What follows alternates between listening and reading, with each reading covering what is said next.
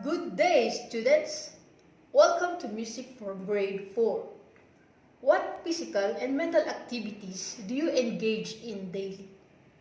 Para sa pag-ML, ano yung mga physical and mental activities na engage ka? Meron ba? Kahit na naka-quarantine ka o di ka pwede lumabas dahil bata ka, you should have done something, di ba? Sometimes, you can do activities like jogging, biking, or pwede mag-swimming kung meron kayo swimming pool. Yan.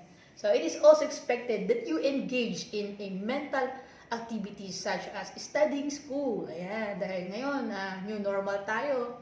Diba? Most of your classes are modules. Diba? Iba may online class sa Zoom. Ayan.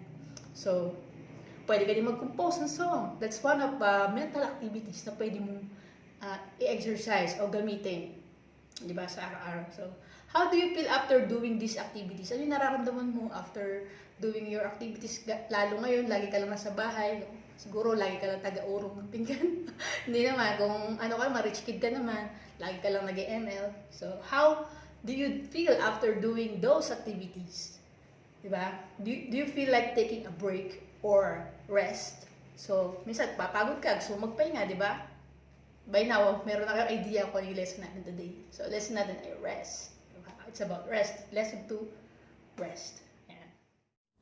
What do you do to recharge and make yourself energized so you will have the strength to continue doing your daily activities?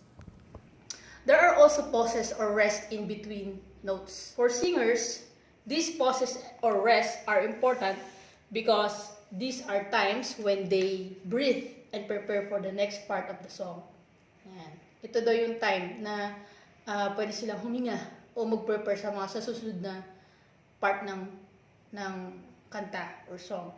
For instrumentalists naman, these pauses or rest usually indicate the end of a phrase or a time to relax their hands or fingers even for a short while. So yan.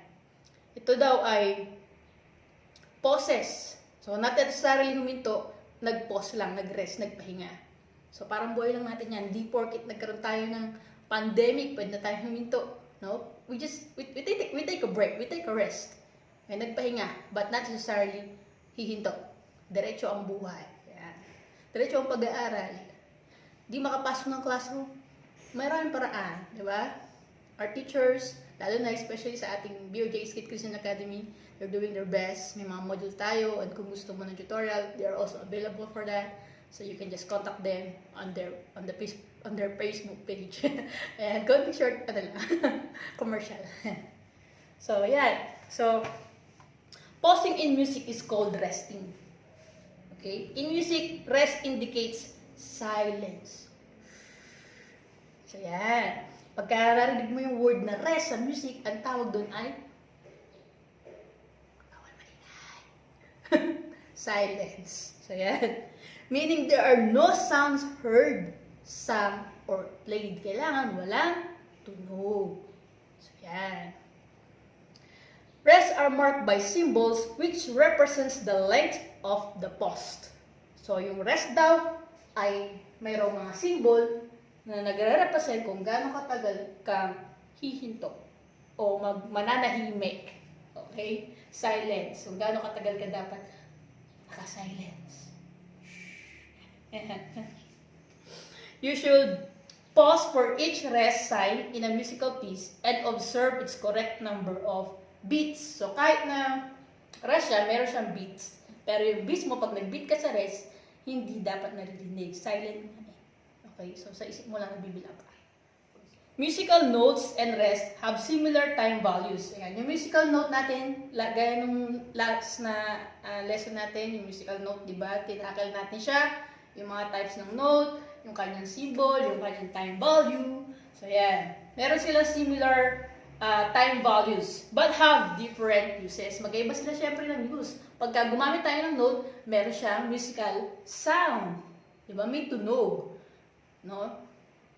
Pagka naman rest, wala dapat. Silence. Okay? Wala dapat. So, pero meron silang same time value. Magkaiba sila ng symbol. Magkaiba sila ng pangalan. So, hindi mo pwedeng tawagin itong full note. No. whole rest ang kanyang pangalan. So, what are the 4 parts of our musical rest? The first one is the whole rest. The next one is the half rest. The next one is the quarter rest.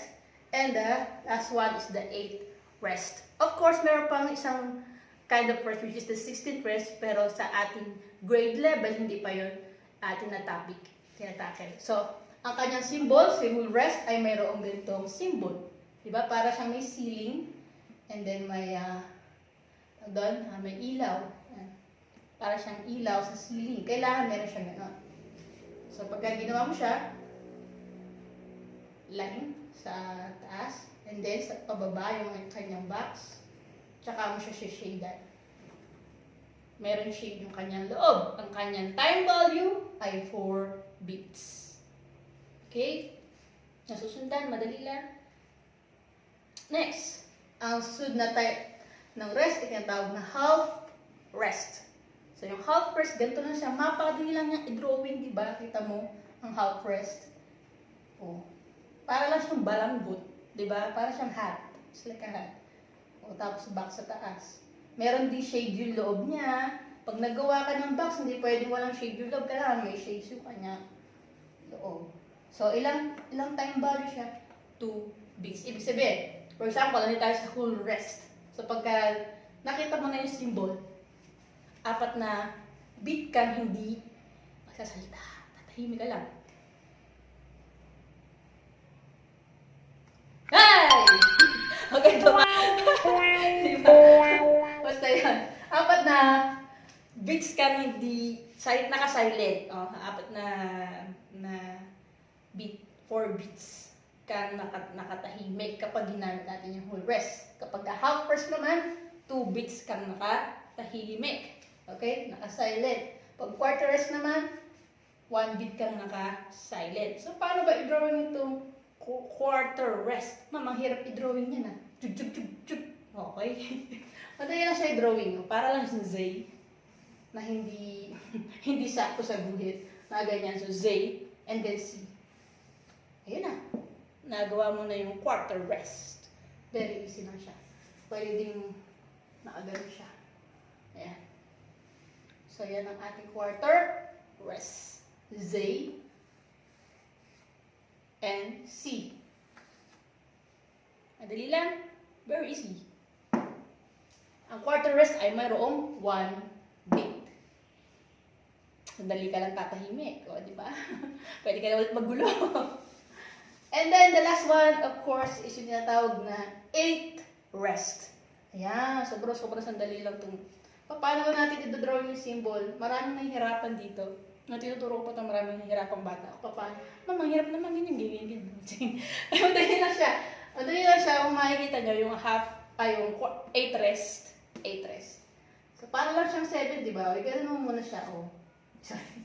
Ayan, ganun mo muna, O, tapos gawa ka ng kulangot sa dulong ganun, Wala, may shade yun, And then, yun na. Mahirap ba? Ayan. Madali lang, di ba? Yung sabuk. Yung sabuk nga, ganito lang. Sabuk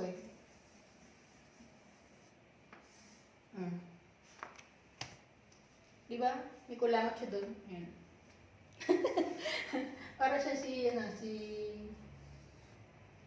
si Mickey Mouse. Dali lang. Ang tawag dyan ay 8th rest. Okay, yan. 8th rest. Half beat lang. So, sandali ka lang magsa-silence. Assignment nyo ay papaskill ko. Ito na yun. Ito na yung assignment nyo. Yan. Nalalakyan natin.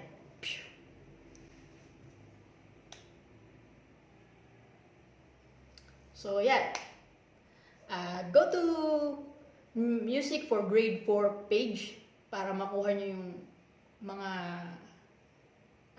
picture module na gagaya nito. Or kung gusto nyo naman, you can buy this. You can buy the book of Abiba for this. Yan. Sa kanila to reference ko. Yan. So, yun. Don't forget to subscribe. and hit the notification bell. Vlogger na vlogger. So, ayan. Madali lang naman, di ba?